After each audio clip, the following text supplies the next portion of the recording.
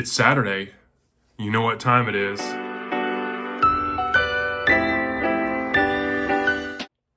We are back with another take.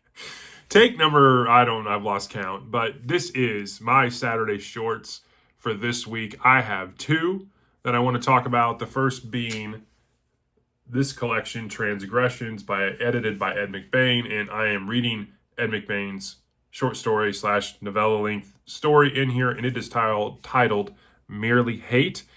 And it is my introduction to Ed McBain as a writer and my introduction to the 87th Precinct, which is what this little standalone novella short story is about. And so let's dive right in. I really enjoyed this. The 87th Precinct, I can tell I'm going to like this series. I'm eager to get to it in 2025. Where this particular entry, we're talking about someone going around killing Muslim cab drivers in New York City post 9/11, and it is causing a stir and panic in New York City, and it is spurring people to copycat. And we also have a bombing as well in a movie theater. And so the detectives of the 87th Precinct are on the case trying to figure out who is this killer and why. And so it is an interesting detective kind of story, and I really enjoyed it.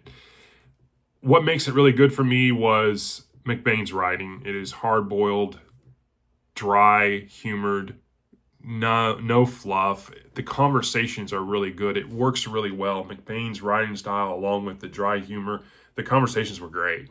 I really enjoyed them. The characters are very likable, which is good because I'm going to be reading about them a lot next year, I'm afraid, and I really enjoyed them. You had Steve Carella, Meyer, you had Brown and Kling, you had Gennaro and Parker, all these detectives, and you had the police chief in Burns, and I really enjoyed learning about them, and they were really, really good. I thought it was very believable in a sense, which is what you also want. You want some realism along with the fiction of it, and so I thought it was really, really good. I thought it had an interesting conflict, and it was done really, really well. So I gave this a 4.3 out of 5. And so my second short story, I dived right into Peter Straub's collection. I raved about this in one of my book hauls, Interior Darkness and Selected Stories by Peter Straub. I have this Mylar protected library edition I got of all these stories for $1. I still rave about that. And if I could digress for just a minute, is there anything better? Let me rephrase that.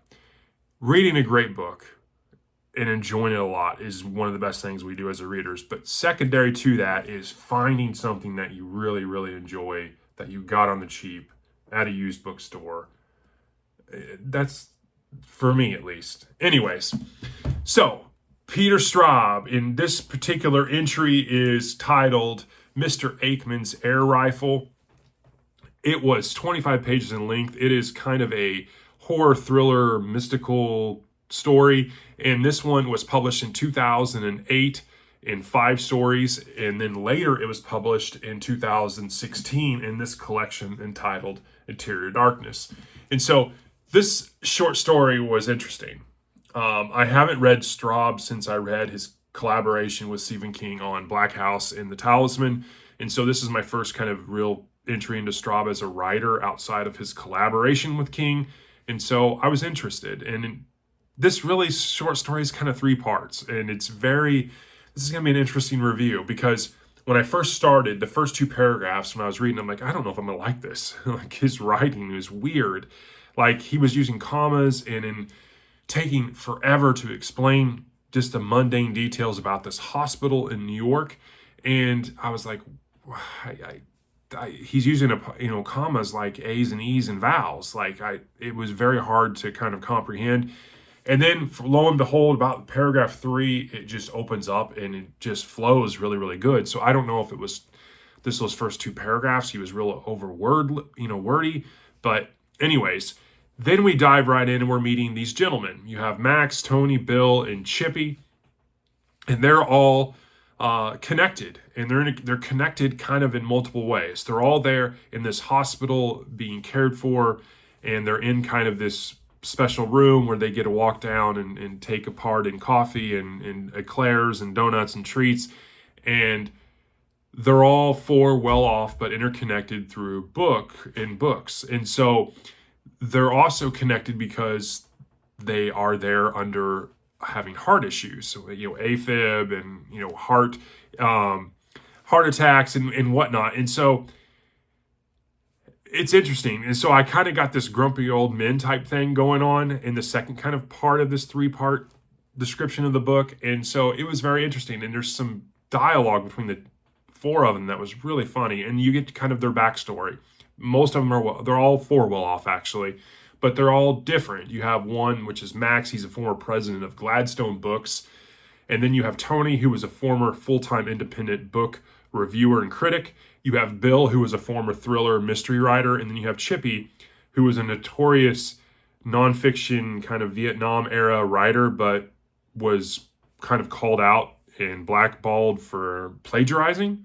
And so it was very interesting. And then the third kind of part of this is it goes off the rails. It really does. Like so you don't know if like at that point you're getting these 4 guys and they're sitting around in this hospital and they're kind of, all under the certain ailments and they're just giving each other crap and they're feeling sorry for each other, but at the same time they're kind of irked by the littlest of things that you just totally understand that older people get irked about. And then it kind of flips on its head and it becomes this kind of horror-like thing, and you're like, whoa. And it is very jaunty. I like the nurses. I thought they were very surreal.